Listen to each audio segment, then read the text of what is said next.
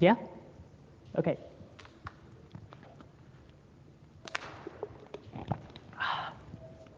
All right. Hi, everyone. My name's Kartik.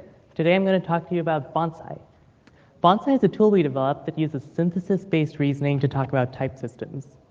Now, synthesis and type systems, you might be wondering what these two very different topics have to do with each other.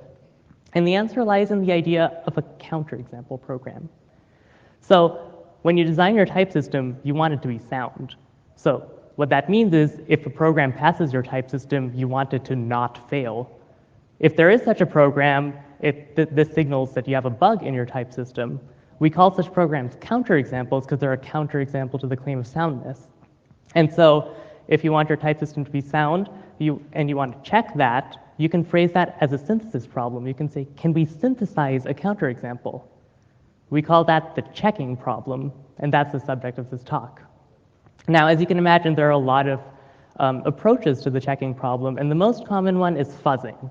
Right? You generate random programs and you hope that one of them is a counterexample, or I guess you don't hope that any of them are counterexamples. But as you can see, like the space of counterexamples is really tiny, and even this graph is not drawn to scale. That's tiny. And so what can we do? Well, we can start by generating syntactically correct programs, right? Don't waste our time on like syntax errors. Even this is sometimes not enough, so we can do even better. We can generate well-typed programs. And this is actually really effective. Once we get to the level of a type fuzzer, we can find bugs in Rust, we can find bugs in Haskell. This is really good. But it still has a bunch of scalability issues. And so in this talk, I want to talk about kind of the final form of the fuzzer. And that's Bonsai. Bonsai directly synthesizes a counterexample. How does this work? Well, it relies on symbolic compilation. We start with a specification of the language. We have a grammar and static and dynamic semantics. We then use a symbolic compiler to transform them into constraints on a sum-bounded space of programs. And then we use a solver to say, can you synthesize a program in this space that passes the type checker, is syntactically valid, but fails dynamically? Or the solver might return unstat. Well, this gives us two benefits. First of all, solvers are really fast. And so this procedure is really efficient. Solvers can use information from the dynamic semantics to reason backwards from potential failure points in the dynamic semantics. And so it can really efficiently generate our counterexamples. The second reason is, suppose it doesn't generate a counterexample. Suppose our solver says unsat. Well, what that means is that in our bounded space of programs, none of them are counterexamples. Now, this might seem like a useless thing, but if our bounded space is really large, then this is kind of a meaningful statement. And I'll return to what this really entails later in the talk. But for now, there are some challenges. Firstly, existing symbolic compilation techniques can't do both the static and the dynamic semantics. They can usually do one or the other. There are papers for those cases. But compiling the entire pipeline is hard. Why? Well, if you think about what this is doing conceptually, it's running all the programs in the bounded space. And so any symbolic compilation technique conceptually runs through all the execution paths. And as you can imagine, there are a lot of those. So really, the challenge here is, can we come up with an efficient way to merge these execution states? Can we represent a large space of ASTs in a small data structure? That's kind of the key contribution of this talk, which we call the Bonsai tree, because it's small. So on the right, we have an AST, and on the left, we have a Bonsai tree, and they're very similar. A Bonsai tree is just a binary tree that represents an AST. As you can see, we took the grammar and we Bonsified it. We took all of these productions and turned them into something where each node has two children. Now, how do bonsai trees help us? Well, suppose we have a large set of concrete bonsai trees. They have different shapes and different sizes. The first thing we do is we embed them in trees of the same shape and size. So what we do is we pick the complete binary tree of some depth, here depth 2, and each node is either col or f or a, And so all these trees are now the same shape and size. And of course, some of the nodes might be unused because they're children of something that's a leaf. What's next? Well, now that we have this set of identically shaped trees, we can merge them into one tree. So here we have a symbolic bonsai tree. It's the same shape, but instead of concrete values in each of those nodes, there are symbolic variables. In fact, what we have is A, B, C, D, E, F, G. These are 7 symbolic constants. And depending on what we set them to, we get different bonsai trees. So for example, if we set capital A to little a, then we get the bonsai tree on the bottom right. Now, you can see that each concrete bonsai tree, each tree on the right, corresponds to some assignment on the variables on the left. I got that backwards, didn't I? For each tree on the left, we have some assignment of A, B, C, D, E, F, G that produces that tree. But it doesn't work the other way around, because some of these might produce syntactically invalid bonsai trees. And so the first step we have when we have a symbolic bonsai tree is to make syntactic assertions. We produce a constraint that says these only represent syntactically valid bonsai trees. How do we do that? Well, we look to the grammar. What does this grammar tell us? Well, it tells us that this tree, S, is either an A, or it's a call F node, in which case we have a certain set of assignments. S1 must be dot, S2 must be call, S3 must be dot, S6 must be F, and S7, well, S7 we have to recursively generate even more conditions for. We can do the same thing for the third production rule, and all together this forms one big set of constraints which say this tree must be of the grammar S. Now that we have a symbolic tree that represents a space of trees, we can try to do some useful operations on it. Here what we have is essentially a fragment of a type checker. On top, the first line says S is a new symbolic bonsai tree indexed by these variables S1, S2, S3, and so on. The next part is meant to kind of simulate what one might do in a type checker. It's a case statement which pattern matches on this tree, and it says, if this tree is a call F node, then extract its argument. Otherwise, return error. So how do we represent error here? Error is just a bonsai tree, which is the leaf value error. The stars indicate that we don't care what those values are. Now, what's the first step when we have something like this? We need to know, when does this pattern match succeed? And so first we have to compile what's called a match condition. The match condition is just, when does this pattern match succeed? And it's pretty simple if you think about it. S1 must be dot, S2 must be call, S3 must be dot, S6 must be F, and S7 maps to the argument. And so the match condition kind of matches what I said verbatim. The next step is to extract the bindings, so extract what arg actually is. And in this case, arg is just that S7 value. Now that we have the condition and the result, we can put them together. What we get is that in the end, x depends on the match condition. If it's true, then we get arg. If it's false, we get error. And so the line on the bottom, that represents the symbolic compilation of this tiny type checker.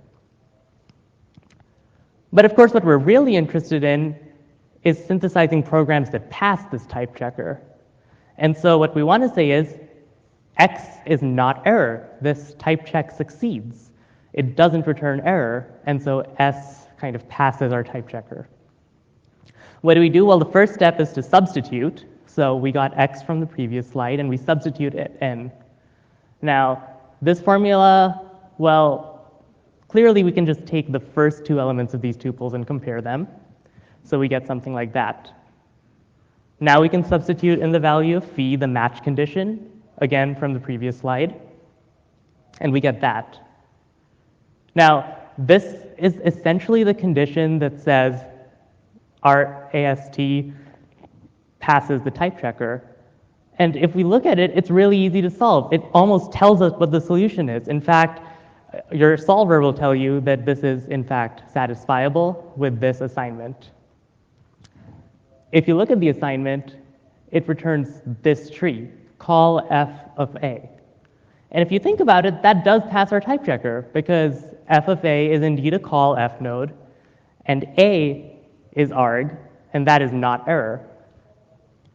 So the past few slides have essentially been a brief overview of bonsai trees, how we represent them, how we compile them, how we can solve for them. The next step is to think about, well, how good is this? So, quick evaluation. There are 4 hypotheses that we tried to test. First one, the bonsai encoding is actually useful. It is more scalable than the classical AST encoding. 2, bonsai kind of is comparable to what fuzzers do in terms of efficiency. We're as fast as just random testing. 3, bonsai is in some ways better than a fuzzer because it can find bugs that fuzzers can't. And 4, bonsai provides what I call a reasonable margin of assurance, and I will explain what that means when we get there. But first, how well does bonsai scale? Well, for this, we did a simple experiment. We wrote a small model of the lambda calculus, and then we tried to test it using both bonsai as the backing encoding and the classical encoding as the backing encoding. And so the type checkers and interpreters that we're running were identical. And the results are graphed on this graph. The black ones are bonsai and the gray ones are classical. The y-axis represents time taken. It's a log plot. The x-axis represents the number of syntactically valid programs that were explored. So it's a measure of the search space. And this is a log-log plot, so the exponent goes up logarithmically. So as you can see, bonsai does in fact search much larger search spaces in the same amount of time. And so I would conclude that bonsai does in fact scale much better than the classical encoding. Second hypothesis, can bonsai find bugs as fast as fuzzers do? Well, it turns out that there's a standard benchmark for these. It's called the REDX benchmark, and it's a set of 9 bugs that someone planted in the simply typed lambda calculus. And these are simple bugs. And the REDX benchmark comes with 2 fuzzers, a syntax fuzzer and a type fuzzer, and we implemented them in bonsai. These results are pretty interesting. What we see is all of bonsai's trials are clustered in that little green circle between 1 second and 10 seconds. On the y-axis, by the way, we have the size of the counterexample, so the higher you get, the longer the program generated is.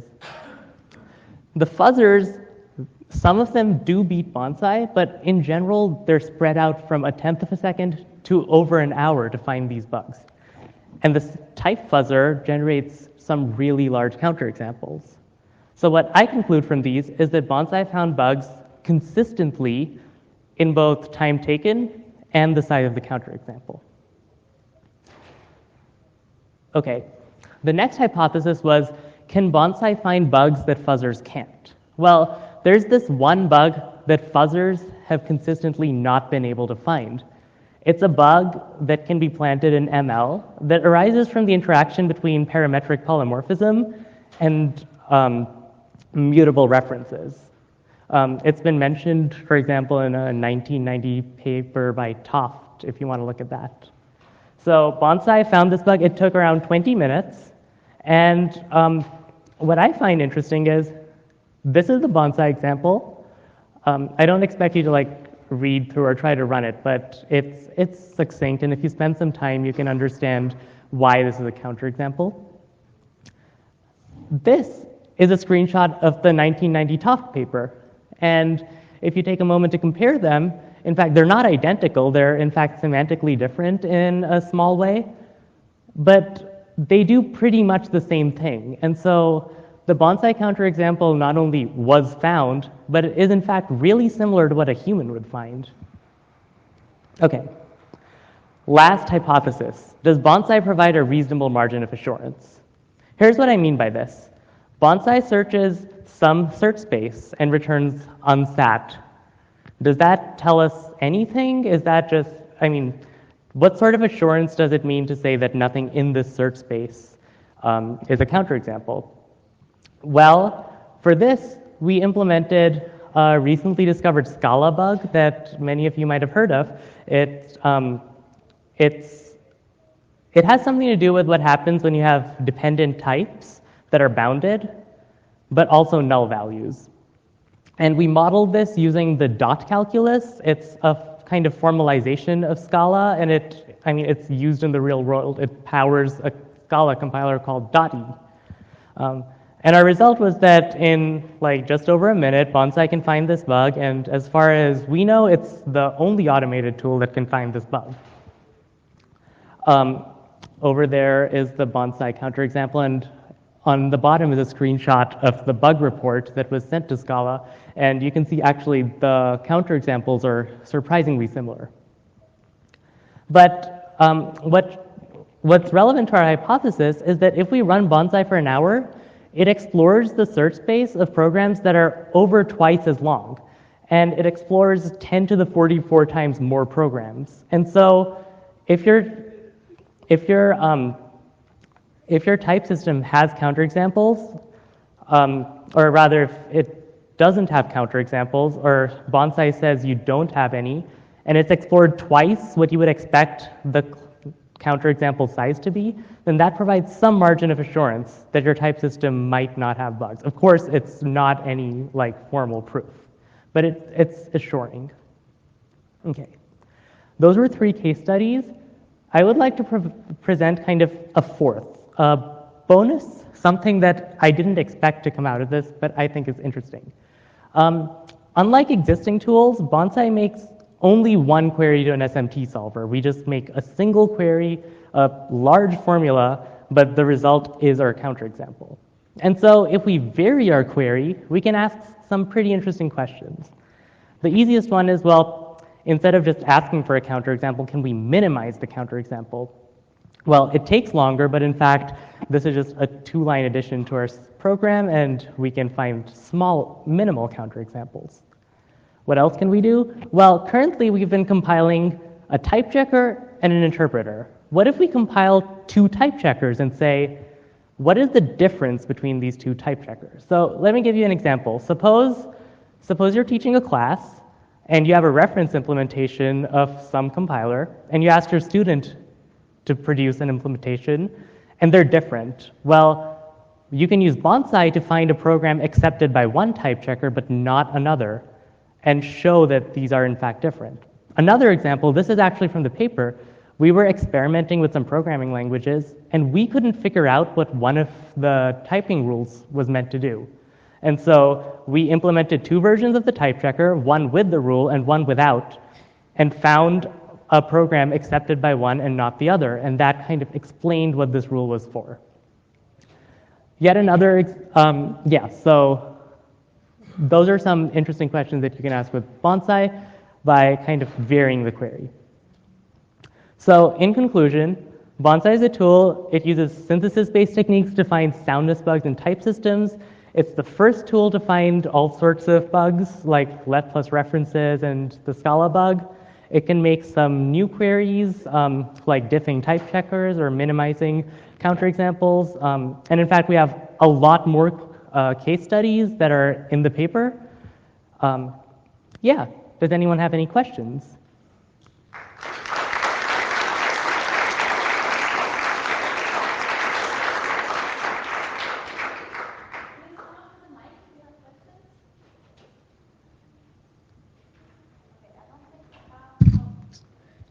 Very nice talk. You haven't quite explained how minimization works, do you? And also, for random testing, it's very common to generate large examples to try, and once you find a counterexample, you use some sort of shrinking to obtain a small one, and in some sense minimal. Is that what you do, or do you do something else? No, in fact, this is something it's really neat, really. What we do is we use symbolic compilation to create a formula that represents essentially how many nodes are in the Bonsai tree. And then we give that to Z3 as the target to optimize. And so the result will be the Bonsai tree, the smallest Bonsai tree that's a counterexample. And so one query.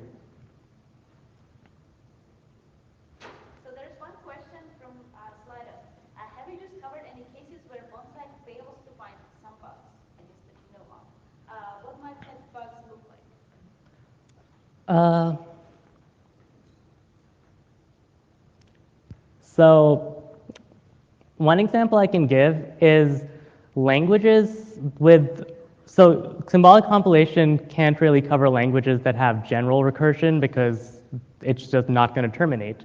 And so we have to put a bound on that. And there were some bugs, I think, that we explored where it needed to do like a whole series of complex operations and it just bottomed out. And we would have to kind of run it with a much greater depth for much longer to find the same bugs. And so that's a limitation, I suppose. I have two questions, actually. Okay. One is that one of your insights was that you could sort of overlay a family of trees on top of one another. Mm-hmm. And the way you did it was by embedding them all in complete binary trees, or binary trees, I should say.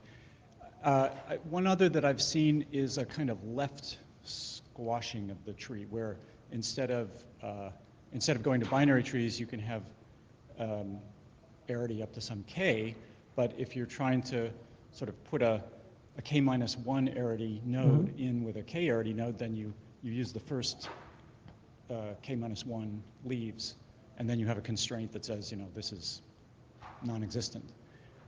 Is there any reason why you could not use that? No, I think you could do the same thing. I mean, as you saw, bonsai trees were essentially, once you get to the symbolic level, represented by a tuple of variables. And so I think the way you're describing would just permute the tuple, but everything else should be the same. Okay, and the second question is, having written some long specifications of static semantics of some languages, they can be, like there was one for Ada that was a full volume of LNCS that was, this thick. It seems like you have to instantiate a copy of that for each node in the tree, essentially. I mean, it may be specialized to a particular case, but in general, once you get down to a certain level in the tree, each node could be any of the productions in your tree grammar. And so therefore, at that point, you'd have a whole instantiation of all the possibilities of that spec. And, Mm-hmm. and you'd have it not just for the static semantics, but the dynamic semantics. Doesn't this get out of hand? Well, yes. I mean, it does. That's why the plot I showed you of the different cert spaces, those were like doubly logged plots. But in practical terms, the bugs we're considering, all the counterexamples did fit in kind of sizes where the bonsai runs were reasonable times. Everything was less than an hour. And so I guess we can chalk this up to computers being fast enough, I guess. How deep were the trees? How deep are the trees? I think there was nothing deeper than 13. Okay, thank you. We are short on time, so maybe very quickly. How would the computational complexity of type inhabitation interact with your tool actually? Because you mentioned that you only generate well-typed programs. We know that type inhabitation questions are usually notoriously hard. For example, for the simply typed lambda calculus, we're already in p-space. Sorry, type, you mean like the type checking itself? Type inhabitation, not checking. Type what? Inhabitation, where you get a type and you ask, give me a program of that type. That's already in p-space for the simply typed lambda calculus. And since you are generating arbitrary well-typed programs, it seems that should in some way interact with your approach, at least from the computational complexity standpoint. Right, I would say that we only need to generate one. So, even if it takes 3 seconds, since we're only doing one, it's fine. For some sort of any iterative approach, like a fuzzer where you need to generate many, this becomes a problem because you need to generate thousands for a fuzzer, and so 3 seconds isn't going to cut it. But we only need to generate one, and so we're willing to wait like 3 seconds. So I agree that there might be a complexity theoretic issue where this is actually not scalable in like the limit, but for our purposes, it does work pretty well. Okay, thank you.